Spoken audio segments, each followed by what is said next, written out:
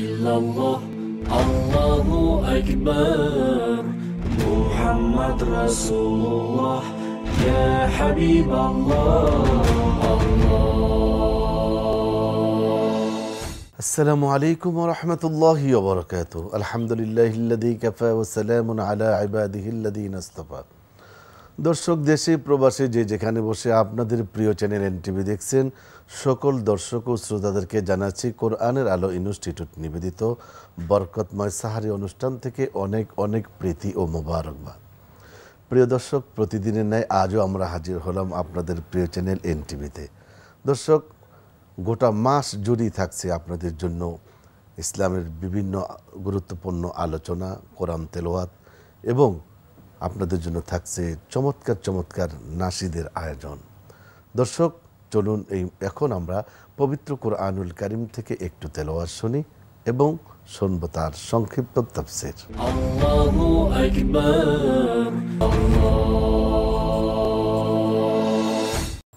أعوذ بالله من الشيطان الرجيم.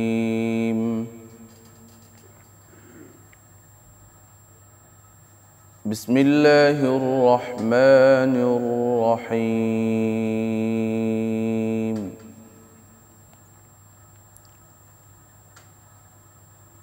فأما من تاب وآمن وعمل صالحا فعسى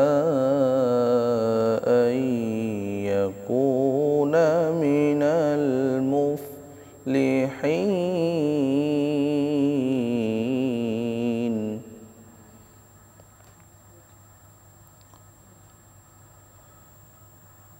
وربك يخلق ما يشاء ويختار ما كان لهم الخيرة.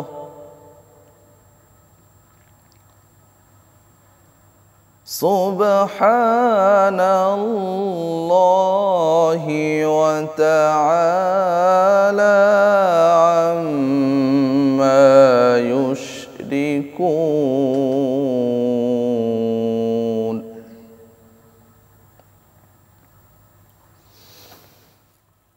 وربك يعلم ما تكن صدورهم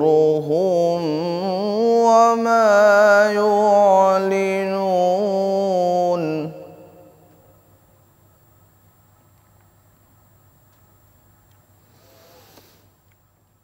وهو الله لا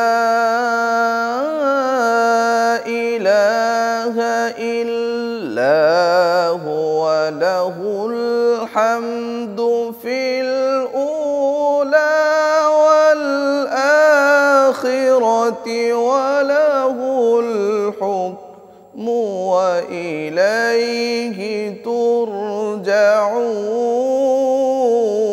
ترجعون.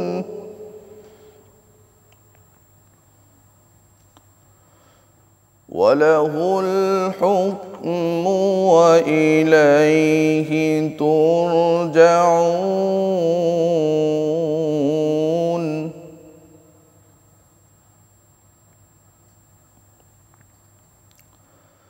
له الحمد في الأولى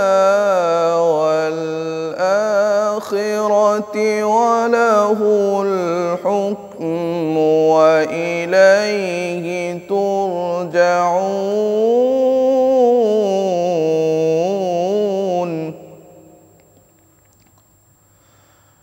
له الحمد في الأولى والآخرة وله الحكم وإليه ترجعون. صدق الله العظيم.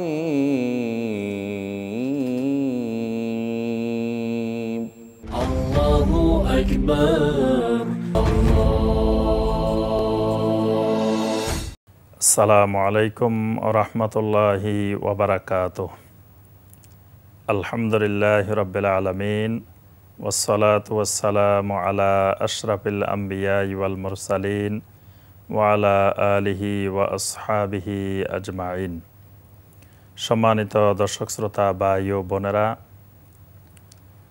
পবিত্র শাহর রমাদানের এনটিভির বিশেষ আয়োজন বরকতময় সাহারি অনুষ্ঠানে আপনাদের সবাইকে মোবারকবাদ জানিয়ে, আন্তরিক শুভেচ্ছা জানিয়ে আজকের এই পর্বের বিশেষ সংক্ষিপ্ত তাফসিরুল কোরআন শুরু করছি।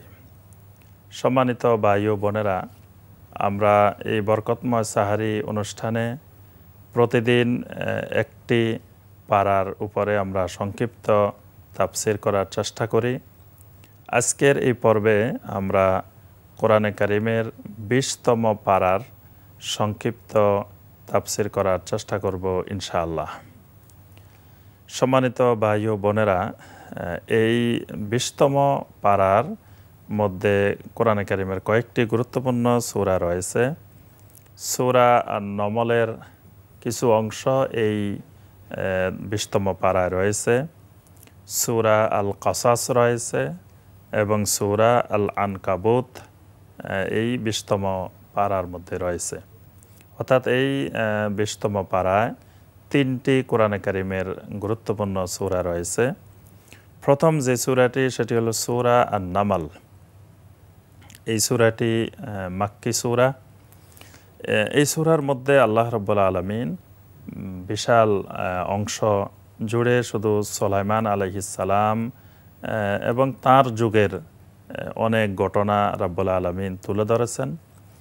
সুলাইমান আলাইহিস সালামের সাথে যে নামাল বা পিপিলিকার যে ঘটনাগুলো ঘটেছিল, অর্থাৎ সুলাইমান আলাইহিস সালাম যখন তার সিংহাসন নিয়ে কোথাও ভ্রমণে যাচ্ছিলেন, তখন পিপিলিকার নেতা সবাইকে নির্দেশ দিয়েছিল যে তোমরা সকলে গর্তে ঢুকে পড়ো, কারণ সুলাইমান আলাইহিস সালামের সিংহাসন যাওয়ার সময় আমরা হয়তো ওই সিংহাসনের যে দ্রুত গতিতে একটি বাতাস প্রবাহমান হবে, সে বাতাসে হয়তো আমরা ক্ষতিগ্রস্ত হতে পারি। আর কেউ কেউ হয়তো আল্লাহ রাব্বুল আলামিনের জিকির থেকে গাফেল হতে পারি। এখানে সেই নামাল বা পিপিলিকার বিষয়গুলো রাব্বুল আলামিন তুলে ধরেছেন। এই জন্য এই সূরাটির নাম রেখেছেন সূরা আন-নামাল।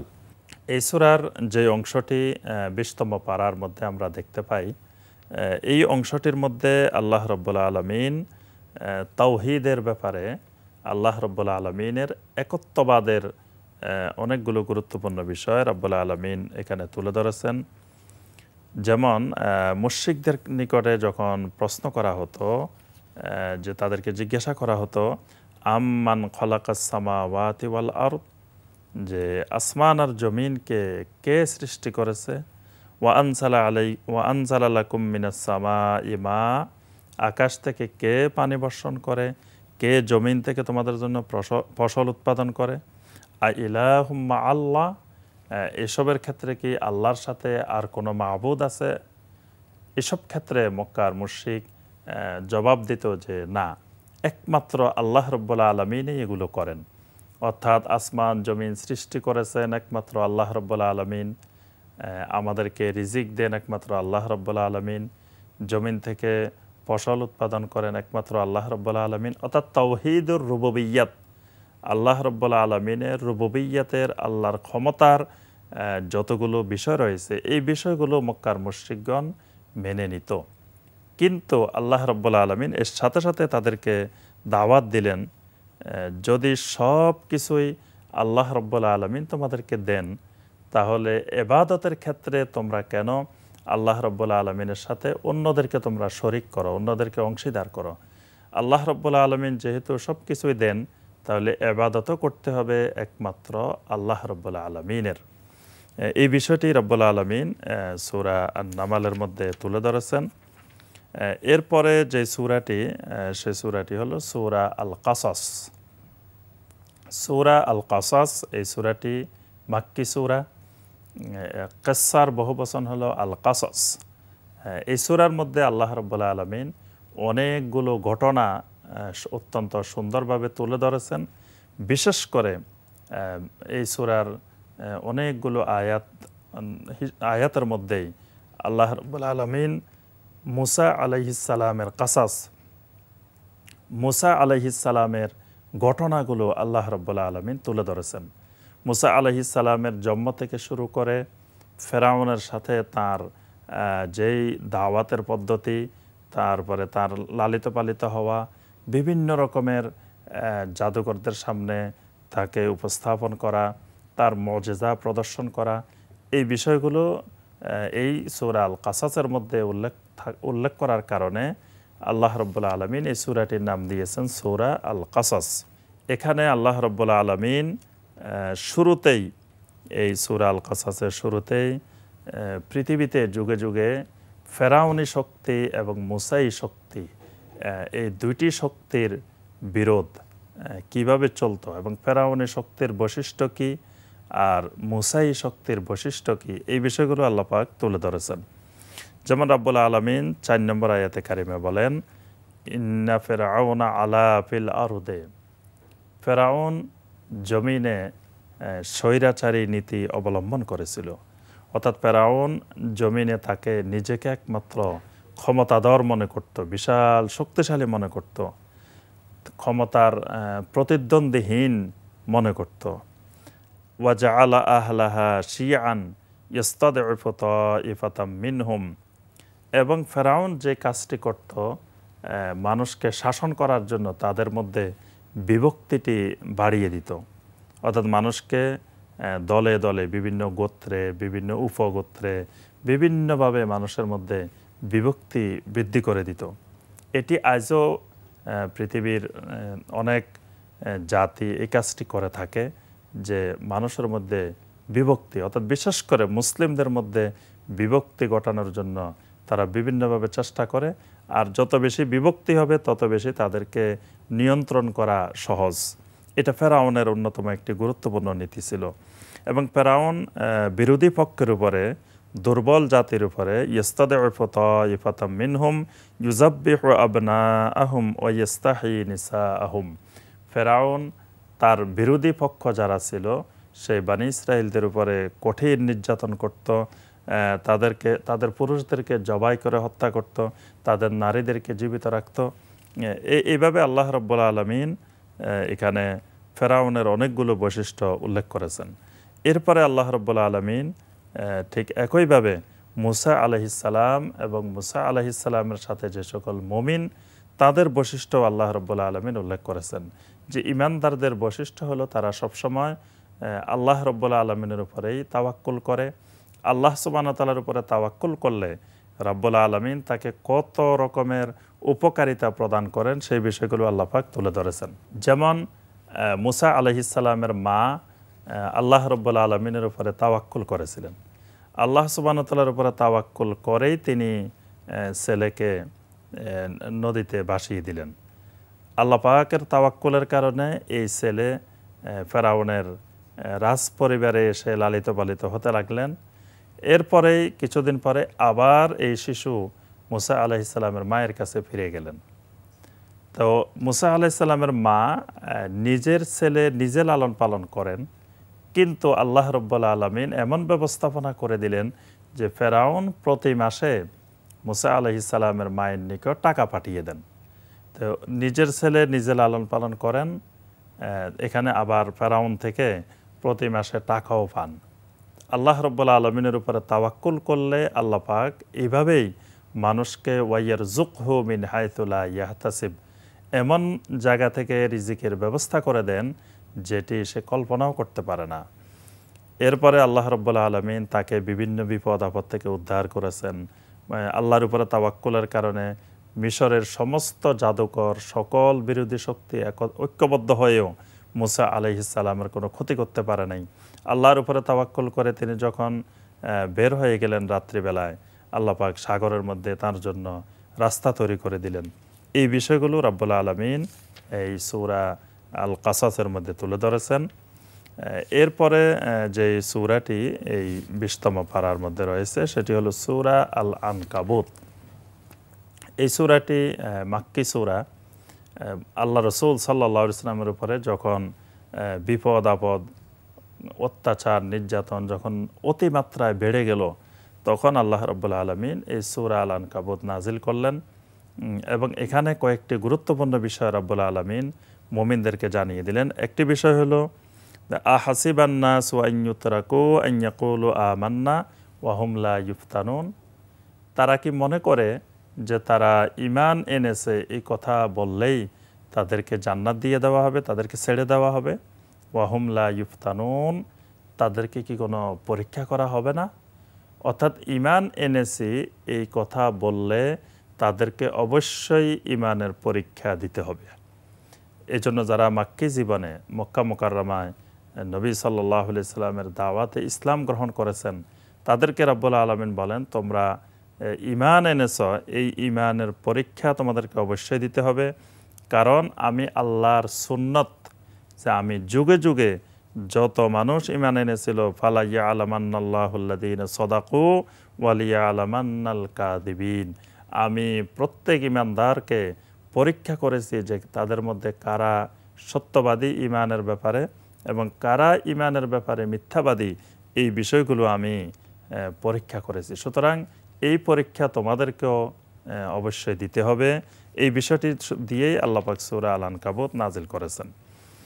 আর এই সূরার মধ্যে আল্লাহ রাব্বুল আলামিন এই সূরার 8 নম্বর আয়াতে প্রথমেই আল্লাহ পাক মাতা পিতার প্রতি সদ্ব্যবহার, মা বাবার প্রতি খেদমত, মা বাবার প্রতি সদাচরণ, এই বিষয়ে নির্দেশনা দিয়েছেন। আল্লাহ পাক বলেন, ওয়াসাইনাল ইনসানা বিওয়ালিদাইহি হুসনা, আমি মানুষকে ওসিয়ত করেছি, নির্দেশ দিয়েছি তারা যেন তাদের মা বাবার প্রতি সদাচরণ করে।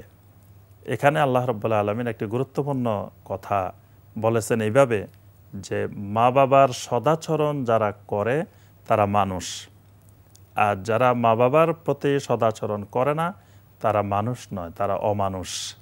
এই জন্য আল্লাহ রাব্বুল আলামিন বলছেন, ওয়াসাইনাল ইনসান, যারা মানুষ তাদেরকে আমি নির্দেশ দিয়েছি যে বিওয়ালিদাইহি হুসনা, তারা তাদের মা বাবার প্রতি সদাচরণ করবে। সম্মানিত ভাই ও বোনেরা, এই মাস শাহরে রমাদানের মাস। আল্লাহ রাসূল সাল্লাল্লাহু আলাইহি সাল্লাম একদিন 3 ধরনের লোকের উপর একসাথে বদদোয়া দিয়েছেন। নবী সাল্লাল্লাহু আলাইহি সাল্লাম বলেন, রাগিমা আনফু রাজুলিন, ওই ব্যক্তি ধুলায় মলিন হয়ে যাক, ওই ব্যক্তির নাক ধুলায় মলিন হোক, ওই ব্যক্তি ধ্বংস হয়ে যাক যে ব্যক্তি রমাদান মাস পেল অথচ গুনাহ মাফ করাইতে পারে নাই। ওই ব্যক্তি ধ্বংস হয়ে যাক যে ব্যক্তি তার মা বাবাকে পেল অথচ সে জান্নাতে প্রবেশ করতে পারে নাই। আল্লাহ রাব্বুল আলামিন এই 2 ব্যক্তির জন্য বদদোয়া একসাথে নবী সাল্লাল্লাহু আলাইহি সাল্লাম করেছেন আর আল্লাহ পাক কবুল করেছেন। এখানে যে রমাদান পেয়েছে গুনাহ মাফ করাইতে পারে নাই, মা বাবাকে পেয়েছে গুনাহ মাফ করাইতে পারে নাই, উভয় ধরনের ব্যক্তিকে নবী সাল্লাল্লাহু আলাইহি সাল্লাম বদদোয়া দিয়েছেন। এই জন্য আমার ভাই ও বোনেরা, এই রমাদান মাসে আমরা এটিও শিক্ষা নেব যে আমাদের মা বাবার প্রতি আমরা অবশ্যই সদাচরণ করব। তবে মা বাবা যদি আমাদেরকে কোরআন এবং সুন্নাহর খেলাফ কোনো নির্দেশ প্রদান করে, শিরিক করার জন্য নির্দেশ দেয়, বিদআত করার জন্য নির্দেশ দেয়, সেই ক্ষেত্রে মাতা পিতার সাথে আদব রক্ষা করে, মাতা পিতার প্রতি সদাচরণ বহাল রেখে সেই ক্ষেত্রে আনুগত্য করা যাবে না। এই নীতিমালাটিও আল্লাহ রাব্বুল আলামিন এই একই আয়াতের মধ্যে বর্ণনা করেছেন, ওয়া ইন জাহাদাকা লিতুশরিকা বি মা লাইসা লাকা বিহি ইলম ফালা তুতিহুমা, যদি তোমাদের মা বাবা তোমাদেরকে আমি আল্লাহর সাথে শিরিক করতে বলে, ফালা তুতিহুমা, খবরদার তাহলে এই নির্দেশনা, এই নির্দেশ তোমাদেরকে অনুসরণ করা যাবে না। সম্মানিত ভাই ও বোনেরা, এই সূরা আল আনকাবুতের মধ্যে আল্লাহ রাব্বুল আলামিন নূহ আলাইহিস সালামের দাওয়াতের ইতিহাস বর্ণনা করেছেন, লূত আলাইহিস সালামের কওমের বর্ণনা দিয়েছেন, ইসহাক আলাইহিস সালাম, ইয়াকুব আলাইহিস সালাম তাদের বর্ণনা দিয়েছেন। আর পরিশেষে শেষ দিকে এসে আল্লাহ রাব্বুল আলামিন একটি গুরুত্বপূর্ণ নির্দেশ আমাদেরকে দিয়েছেন, ওয়া আকিমিস সালাহ ইন্নাস সালাতা তানহা আনিল ফাহশাই ওয়াল মুনকার ওয়ালা যিকরুল্লাহি আকবার ওয়াল্লাহু ইয়ালামু মা তাসনাউন। আল্লাহ পাক আমাদেরকে নির্দেশ দিয়েছেন, ওয়া আকিমিস সালাহ, বান্দা তোমরা সালাত কায়েম করো। ইন্নাস সালাতা তানহা আনিল ফাহশাই ওয়াল মুনকার, সালাত তোমাদেরকে সমস্ত অশ্লীলতা এবং সমস্ত খারাপ কাজ থেকে তোমাদেরকে ধরে রাখে, আর এটি সবচেয়ে বড় আল্লাহর জিকির। সম্মানিত ভাই ও বোনেরা, আমরা আমাদের সমাজে আজকে দেখতে পাই অনেক ভাই বোন নিয়মিত 5 ওয়াক্ত 5 বার সালাত আদায় করেন না। এখানে আমরা এই পবিত্র রমাদান মাস, শাহরে রমাদানে আমরা শপথ নিব যে আমরা মৃত্যু পর্যন্ত 5 ওয়াক্ত সালাত সঠিকভাবে যথাসময়ে আমরা আদায় করার জন্য চেষ্টা করব, আর কোরআনে কারিমের সাথে আমাদের সম্পর্ক গভীর করার চেষ্টা করব। আল্লাহ রাব্বুল আলামিন কিয়ামতের ময়দানে সিয়ামকেও আমাদের শাফাআতকারী বানিয়ে দিন, কোরআনকেও আমাদের শাফাআতকারী বানিয়ে দিন। আমিন ইয়া রাব্বাল আলামিন। আসসালামু আলাইকুম ওয়া রাহমাতুল্লাহি ওয়া বারাকাতুহু। প্রিয় দর্শক, চলুন আমরা একটি ইসলামী গান শুনি। আল্লাহু আকবার, কেউ জানি না এই দুনিয়া কবে ছেড়ে যাব, রমজানের মাস আবারও কেউ পাবো কি না পাবো। কেউ জানি না এই দুনিয়া কবে ছেড়ে যাব, বরকতের মাস আবারও কেউ পাবো কি না পাবো। পাপ মোচনের এমন সুযোগ পেয়েও যে জন করলো না ভোগ, পাপ মোচনের এমন সুযোগ পেয়েও যে জন করলো না ভোগ। তার নসিবের কথা কিছু ভাবো কি না ভাবো, রমজানের মাস আবারও কেউ পাবো কি না পাবো। কেউ জানি না এই দুনিয়া কবে ছেড়ে যাব, বরকতের মাস আবারও কেউ পাবো কি না পাবো। গতবারে রোজার দিনে সাথে যারা ছিল, অনেকে তার নাই রে এবার চির বিদায় নিল। গতবারে রোজার দিনে সাথে যারা ছিল, অনেকে তার নাই রে এবার চির বিদায় নিল। তাদের মতো আমিও যদি নেই রে বিদায় নে কি বদি, তাদের মতো আমিও যদি নেই রে বিদায় নে কি বদি। মাপলে পরে কাল হাসরে পার কি আমি পাবো, রমজানের মাস আবারও কেউ পাবো কি না পাবো। রমজানের মাস আবারও কেউ পাবো কি না পাবো। কেউ জানি না এই দুনিয়া কবে ছেড়ে যাব, বরকতের মাস আবারও কেউ পাবো কি না পাবো। কেউ জানি না এই দুনিয়া কবে ছেড়ে যাব, রমজানের মাস আবারও কেউ পাবো কি না পাবো। দর্শক, আমরা শুনবো আলোচনা। আল্লাহু আকবার, আমরা জানি মাহে রমাদান প্রতিটি সময় কিন্তু অত্যন্ত গুরুত্বপূর্ণ, প্রতিটি সময় কিন্তু ইবাদতের সময়, প্রতিটি মুহূর্তেই কিন্তু আল্লাহ রাব্বুল আলামিনকে স্মরণ করার মুহূর্ত।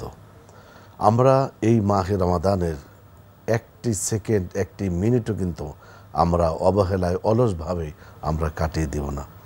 দর্শক, মাহে রমাদান স্পেশালি একটি রাতের ব্যাপারে ঘোষণা করা হয়েছে। সেই রাতটি পাওয়ার জন্য, এবং যেহেতু মাহে রমাদানের শেষ দশকে রয়েছে এতেকাব করার আমল, সুতরাং সেই জন্য আমলের পরিমাণটা অনেক অনেক বেশি আমাদের করতে হবে।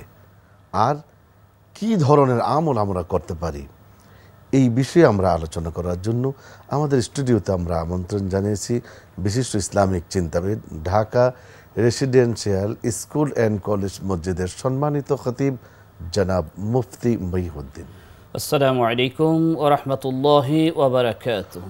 ওয়ালাইকুম আসসালাম ওয়া রাহমাতুল্লাহি ওয়া বারাকাতুহু। মোহতারাম, আমরা আজকে যে মাহ রমাদান যেহেতু ইবাদতের মাস, আর শেষ দশকে যেহেতু ইবাদতের মাত্রা বান্দাকে বাড়িয়ে দেওয়ার নির্দেশনা রয়েছে, আমরা কি কি ধরনের ইবাদত করতে পারি মাহে রমাদানের এই শেষ দশকে, যদি একটু দর্শকদের উদ্দেশ্যে আপনি বলেন।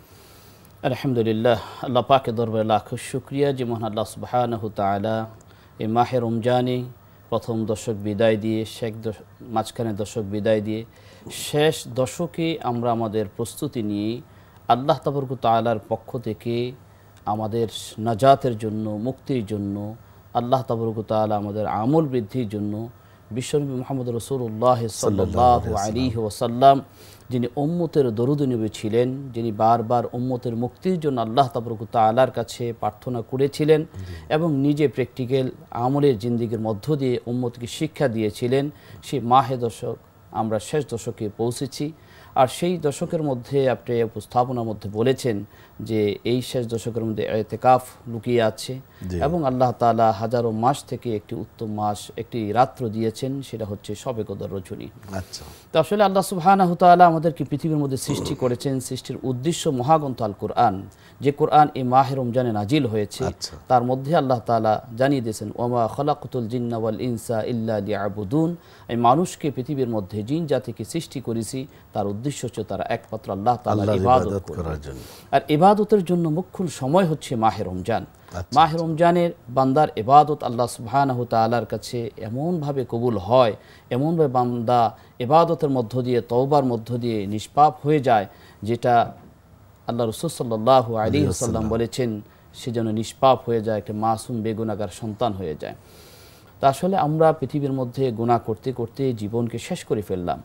জীবনের যৌবন নিয়ে যদি আমরা একটু চিন্তা করি, যে যৌবনের ইবাদতের গুরুত্ব আল্লাহ তাআলার কাছে অনেক অনেক প্রিয়, সেই যৌবনে হয়তোবা আমরা অনেকে ইবাদত থেকে নিজেদেরকে গাফেল রেখেছি, দূরে রেখেছি, কিন্তু সেই সময়কে চিন্তা করে আমরা যদি এই মাহে রমজানের শেষ দশকে আল্লাহ তাআলার কাছে যদি জীবনের গুনার জন্য অনুতপ্ত হই, লজ্জিত হই, আর আল্লাহর কাছে যে মস্তক অবনত করে, যে কান্নাকাটি করে যদি আমরা শেষ দশকটাকে গুরুত্ব অনুধাবন করে, যদি সময়টাকে মূল্যায়ন করে যদি আমরা কাজে লাগাতে পারি, তাহলে আমাদের জীবন ধন্য হবে।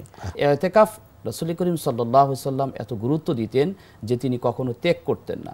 আর এই ইতিকাফটা শেষ দশকের মধ্যে আল্লাহ রাসূল সাল্লাল্লাহু আলাইহি ওয়াসাল্লাম পরিবার পরিজনদেরকে রেখে তিনি মসজিদে ইতিকাফে বসে যেতেন এবং উম্মতকে, সাহাবায়ে কেরামদেরকে এই ব্যাপারে অনেক অনেক তাগিদ দিয়েছেন উম্মতকে। আর রাসূল যেখানে নিজে ইতিকাফে বসেছেন, আসলে রাসূল পাক সাল্লাল্লাহু আলাইহি ওয়াসাল্লামের ইবাদতের মাত্রা অনেক বেড়ে যেত।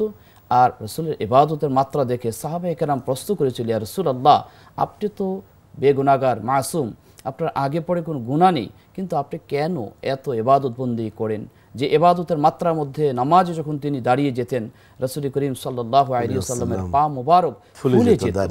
সাহাবায়ে কেরাম এই বিষয়গুলি দেখে তিনি সাহাবায়ে কেরাম প্রশ্ন করতেন যে কেন? আল্লাহ রাসূল বলতেন, এত কষ্ট করার কি প্রয়োজন, কি প্রয়োজন আছে? অথচ আল্লাহ রাসূল সাল্লাল্লাহু আলাইহি ওয়াসাল্লাম বলেছেন যে আমি আল্লাহ তাআলার শুকরিয়া আদায় করছি।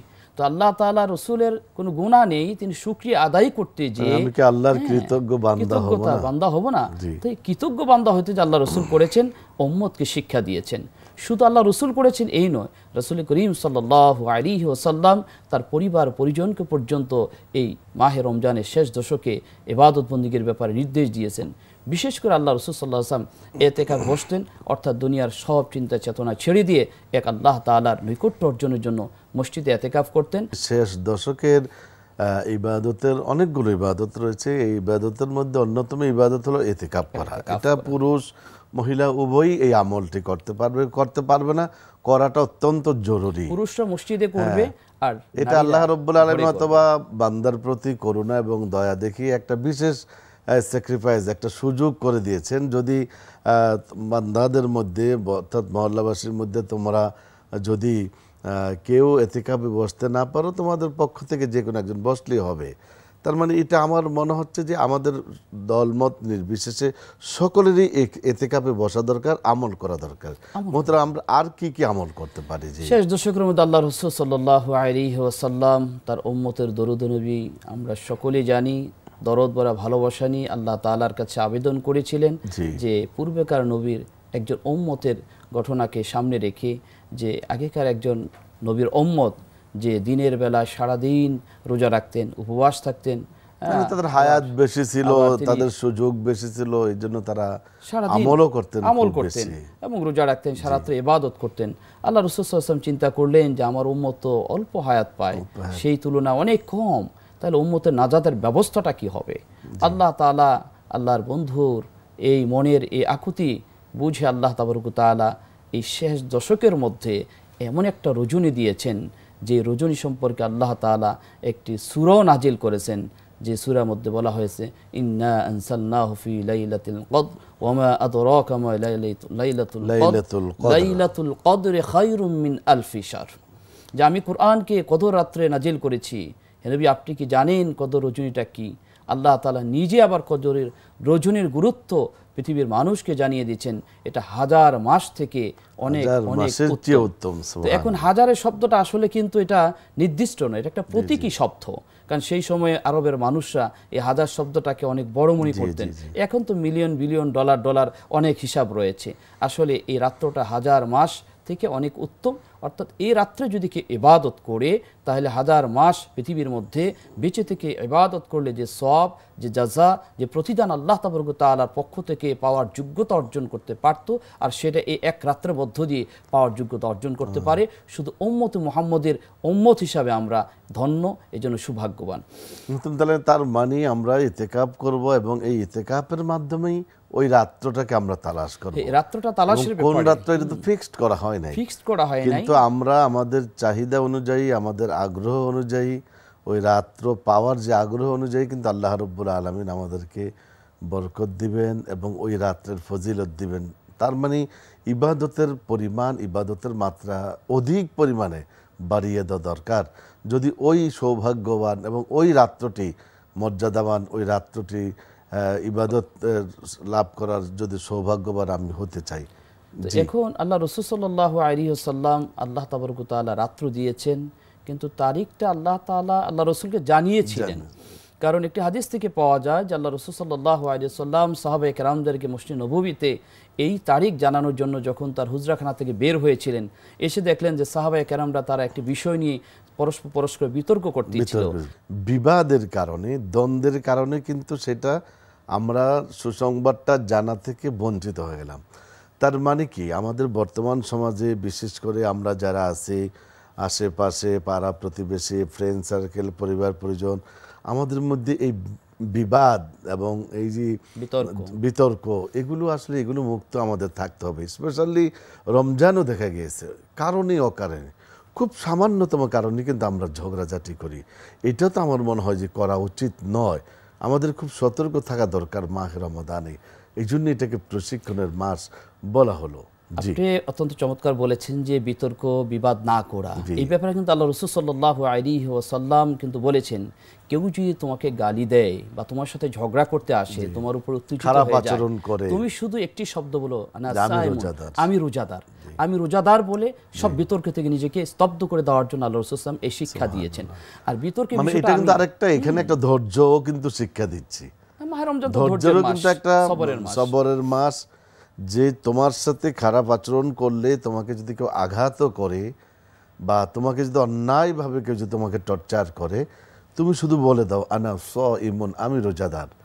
সুতরাং এতে কিন্তু ওর ভিতরে যে আঘাত করলো বা তোমাকে জুলুম করার জন্য তোমার দিকে এগিয়ে আসলো, তার ভিতরে আমূল একটা পরিবর্তন, একটা প্রতিক্রিয়া পড়বে রমজানের, সেটা পজিটিভ, যে আসলে এই লোকটি রোজাদার, সে কিন্তু এই কাজটা থেকে বিরত থাকবে। জি, এবং তার জীবন পরিবর্তন হয়ে যাবে যে আমি ধৈর্য দান করতে পারলাম, কারণ আমার ক্ষমতা ছিল যে তার উত্তর দেওয়া, যে আমাকে একটা আক্রমণাত্মক কথা বলেছে, প্রতিহত করা আমার ক্ষমতা ছিল, অথচ সেই ক্ষমতাটাকে আমি প্রতিহত করলাম আমি। যেমন আমরা যদি হাবিল এবং কাবিলের ইতিহাসের দিকে তাকাই, যেমন কাবিল যখন তার ভাইকে বলেছিল যে ভাই আমি তোমাকে হত্যা করব, ইন্নী লাআকতুলান্নাকা, আমি তোমাকে হত্যা করব। কিন্তু হাবিল ছোট হওয়ার পরও, তার শক্তি থাকার পরও সে শালীন সুন্দর ভাষা বলেছে, লা ইন বাসাত্তা ইলাইয়া ইয়াদাক, হে ভাই যদি তুমি আমাকে হত্যা করার জন্য হাত বাড়িয়ে দাও, আমি কিন্তু আমার হাত বাড়াবো না তোমাকে হত্যা করার জন্য। কেন? ইন্নী আখাফুল্লাহ রাব্বুল আলামিন, আমি আল্লাহ তাআলাকে ভয় করি, এজন্য আমি হাত বাড়াবো না। ঠিক এই মাহে রমজান কিন্তু আল্লাহ তাআলার ভয় আমাদের মধ্যে সবসময় রয়েছে, জাগ্রত আছে। কারণ হচ্ছে আমরা সারাদিন রোজা রাখছি, খাচ্ছি না, ক্ষুধা আছে, পিপাসা আছে, আমাদের জৈবিক চাহিদা আছে, সব কিছুকে আমি উপেক্ষা করে আমি কিন্তু ধৈর্য ধারণ করে আমি তাকওয়া অর্জন করছি। কারণ আমার ভয় আল্লাহ তাআলার ভিতরে আছে বলে আমি গোপনও খাচ্ছি না, কোথাও আমি খাওয়ার চিন্তা করছি না। তো আসলে আল্লাহর ভয় যখন বান্দার মধ্যে এসে যাবে, তখন কিন্তু বান্দা এই সমস্ত অন্যায় থেকে নিজেকে বাঁচানোর মতো পরিবেশ পরিস্থিতি তার মধ্যে এসে যাবে। তো যে কথাটুকু আপনি বলতেছিলেন যে ইতিকাফ, যে আল্লাহ রাসূল সাল্লাল্লাহু আলাইহি ওয়াসাল্লাম যে এসেছিলেন জানানোর জন্য, তো বিতর্ক নিয়ে আপনি একটু ব্যাখ্যা করেছিলেন। তা আসলে বিতর্ক এবং তর্কের বিষয়টা আমি এটুকু বলতে চাই যে আমরা দেখেছি অনেক সময় যে অল্প বিদ্যায় ভয়ঙ্কর দেখাতে যে আমরা ভয়ঙ্কর হয়ে যাই, যে আমরা অনেক সময় অনেক ওলামায়ে কেরামদের মাসলা মাসাইলকে আমরা বিভিন্ন রকম বিতর্কের মধ্য দিয়ে সুষ্ঠু একটি সুন্দর মাসালা বা সুষ্ঠু একটি সমাধান আমলের মধ্যে আমরা যাই না, আমরা বিতর্কে জড়িয়ে পড়ি। তা আমরা মনে করি যে মাহে রমজান আমাদেরকে যে ধৈর্য, যে তাকওয়া, যে শৃঙ্খলা, যে আনুগত্য, পরস্পর পরস্পরে আমাদের যে ভালোবাসার বন্ধন তৈরি করছে, এটাকে রক্ষা করা উচিত। এছাড়া শবে কদর রজনী একটা রয়েছে, আল্লাহ তাআলা কোরআনে বলে দিয়েছেন যেটা হাজার মাস থেকে উত্তম। এখন এই শবে কদরকে কেন্দ্র করে আমরা 27শে রমজান আমরা কি করি, শবে কদর রজনী হিসাবে আমরা মুফাসসির কেরাম তাফসির করেছেন এই শবে কদর আয়াত থেকে, অথবা লাইলাতুল মুবারাকা এই আয়াত থেকে তাফসির করেছেন, ব্যাখ্যা করেছেন, এবং রাসূল সাল্লাল্লাহু আলাইহি ওয়াসাল্লাম অনেক হাদিস থেকে ব্যাখ্যা করেছেন। কিন্তু আল্লাহ রাসূল সাল্লাল্লাহু আলাইহি ওয়াসাল্লাম কিন্তু স্পষ্ট হাদিস বলেছেন যে তোমরা শবে কদর তালাশ করো। সেটা হচ্ছে শবে কদর তালাশের যে সময়গুলি, যে রাত্রগুলি, সেটা হচ্ছে শেষ দশকের বেজোড় রজনীগুলির মধ্যে 21, 23, 25, 27, 29 এই রজনীগুলির মধ্যে আল্লাহ রাসূল সাল্লাল্লাহু আলাইহি ওয়াসাল্লাম বলেছেন শবে কদর তালাশ করার জন্য। তো যে ব্যক্তি ইতিকাফে বসে যায়, তিনি তো আলহামদুলিল্লাহ ইতিকাফে বসেন, সব কিছু ত্যাগ করে তিনি আল্লাহর ঘর মসজিদে আল্লাহর ইবাদতে মগ্ন হয়ে যাচ্ছেন, তিনি শবে কদর। কিন্তু আমরা যারা ইতিকাফে বসতে পারছি না, কিন্তু দেখা যায় যে আমরা শবে কদর তালাশের জন্য যে রাত্রগুলি গুরুত্ব দেওয়া দরকার, 21, 23, 25, 27, 29 এই রাত্রগুলি কিন্তু আমরা গুরুত্ব না দিয়ে আমরা শুধু একটি রাত্রকে নির্দিষ্ট করে আমরা চেষ্টা করছি। কিন্তু আসলে বুদ্ধিমানের কাজ হবে এই বেজোড় রজনীর মধ্যে আল্লাহ রাসূল সাল্লাল্লাহু আলাইহি ওয়াসাল্লাম সেই হাদিসকে পুঙ্খানুপুঙ্খ আমল করা, যে আমরা ইতিকাফ, তারপরে লাইলাতুল কদর আমরা তালাশ করলাম, যে আর কি কি ধরনের মানে ইবাদত আমরা করতে পারি শেষ দশকের মধ্যে, যেহেতু জাহান্নাম থেকে মুক্তির জন্য আল্লাহ তাআলার কাছে আমাদেরকে যে তওবা ইস্তিগফার বেশি বেশি করতে হবে। আর আমরা আসলে আমরা বিদায় শব্দটা খুব বেদনাদায়ক আমরা মনে করি, আমরা কথাটা নিয়ে এসেছি আল্লাহর কাছে অনুতপ্ত হওয়া, যে মাহে রমাদান তো একেবারেই শেষ দশক জন চলে আসে, তখন একটা সিগন্যাল চলে আসে যে রমজানের রোজা বিদায় হতে চলেছে। মানুষ কিন্তু আসলেই যারা সত্যিকার অর্থে আল্লাহ প্রেমিক, আল্লাহ রাব্বুল আলামিনের প্রিয় ব্যক্তি, তাদের কিন্তু আফসোস হয়, মনে কষ্ট হয় যে আসলে রমজান বিদায় হতে চলেছে, আমরা কি পেরেছি আমাদের গুনাহগুলো ক্ষমা করাতে, আমরা কি ট্রেনিং নিতে পেরেছি, আমরা কি আত্মশুদ্ধি অর্জন করতে পেরেছি। এরকম অনুতপ্ত হয়ে অনুশোচনা প্রকাশ করে তাহাজ্জুদের নামাজও আমরা পড়তে পারি, এবং কোরআন তেলাওয়াত করতে পারি, জিকির আজকার করতে পারি, এবং কান্নাকাটি করতে পারি অধিক পরিমাণে। কেননা চোখের পানিটা আল্লাহর কাছে খুবই প্রিয়, আর এই চোখের পানিটা আল্লাহ পছন্দ করেন, এবং এই বান্দার চোখের পানিটা জাহান্নামের আগুন থেকে নাজাতের অন্যতম একটি কারণও হয়ে যেতে পারে। তো জাহান্নাম থেকে মুক্তির জন্য আল্লাহ রাসূল সাল্লাল্লাহু আলাইহি ওয়াসাল্লাম বলেছেন, কেউ যদি অনুতপ্ত হয়ে একটি মাছির মাথা পরিমাণ যদি চোখের পানি যদি তার ছেড়ে দেয়, তাহলে আল্লাহ তাআলা এর বিনিময়ে তার জাহান্নামের আগুনকে নিভিয়ে দিবেন। তো আমরা জাহান্নামের আগুন থেকে নিভিয়ে দেওয়ার জন্য আমরা চেষ্টা করছি।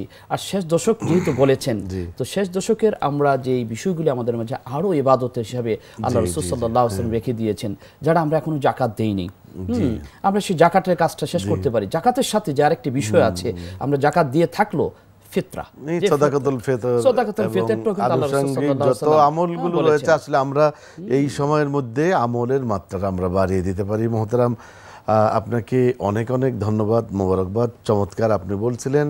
আমরা কখনই যদি আবার সুযোগ হয় ইনশাআল্লাহ আপনার জবান থেকে আমরা আরো গুরুত্বপূর্ণ আলোচনা শুনবো ইনশাআল্লাহ। প্রিয় দর্শক, আমরা এতক্ষণ শুনলাম মাহে রমাদানের শেষ দশকেই আমাদের আমলের পরিমাণ এবং আমলের সিস্টেম পদ্ধতি এবং কি পরিমাণ ইবাদত আমাদের করা দরকার। দর্শক, আমরা শুনলাম ইতিকাফের কথা। আমরা ইতিকাফ তো অবশ্যই করব, আমরা কোরআন তেলাওয়াত করব, তওবা ইস্তিগফার করব, তাসবিহ তাহলিল পাঠ করব। বিশেষ করে আল্লাহর কাছে চোখের পানি ছেড়ে ছেড়ে, আল্লাহর কাছে প্রিয় যে জিনিসটি চোখের পানি, বান্দার 2 ফোঁটা চোখের পানি কেউ তো দেখবে না। আপনি ঘরের কোনায় অথবা মসজিদে চলে যান, আপনি নীরবে আল্লাহর কাছে কাঁদুন, অপরাধের কথা স্মরণ করে। অবশ্যই আপনার চোখের পানি, বান্দার চোখের পানি কখনই বৃথা যাবে না। আল্লাহ পাক রব্বুল আলামিন আমাদের প্রত্যেককে তওবা ইস্তিগফারের মাধ্যমে, কান্নাকাটির মাধ্যমে আল্লাহর কাছে গুনাহগুলো মাফ করিয়ে নেওয়ার তৌফিক আল্লাহ আমাদের প্রত্যেককে এনায়েত করুক। দর্শক, আজকের মতো এখানে বিদায় নিতে হচ্ছে। আমরা অনুষ্ঠান শেষ করব একটি ইসলামী গানতে। সকলে ভালো থাকুন, সুস্থ থাকুন, থাকুন শান্তিতে। আল্লাহ হাফিজ। আসসালামু আলাইকুম ওয়া রাহমাতুল্লাহি ওয়া বারাকাতুহু। আল্লাহু আকবার। প্রভু তারার হরফ দিয়ে এ আমার নাম লিখে রেখো রায়ান দরজার সাথে, যে দরজা দিয়ে আমি যাব জান্নাতে, যে দরজা দিয়ে আমি যাব জান্নাতে। প্রভু তারার হরফ দিয়ে এ আমার নাম লিখে রেখো রায়ান দরজার সাথে। আমার ললাটে দিও সিজদার আলো, যে আলোয় ধুয়ে যাবে হতাশার কালো। আমার ললাটে দিও সিজদার আলো, যে আলোয় ধুয়ে যাবে হতাশার কালো। সিয়ামের মধু ঘ্রাণে সজীবতা দিও প্রাণে, এ আশাই বুক বেঁধে ভাসি কান্নাতে। প্রভু তারার হরফ দিয়ে হে আমার নাম লিখে রেখো রায়ান দরজার সাথে। সালাম সালাম বলে ফেরেশতা কুল ডাকে যেন আমাকেও রহমের ঘরে, সে ঘরেই রয়ে যাব আমি চিরতরে। আমার অধরে দিও বিজয়ের হাসি, যে হাসিতে ভেসে যাবে শোক রাশি রাশি। আমার অধরে দিও বিজয়ের হাসি, যে হাসিতে ভেসে যাবে শোক রাশি রাশি। মমতার প্রীতিহারে বেঁধে নিও এ আমারে, আমলের খাতাটাও দিও ডান হাতে। প্রভু তারার হরফ দিয়ে এ আমার নাম লিখে রেখো রায়ান দরজার সাথে। যে দরজা দিয়ে আমি যাব জান্নাতে, যে দরজা দিয়ে আমি যাব জান্নাতে।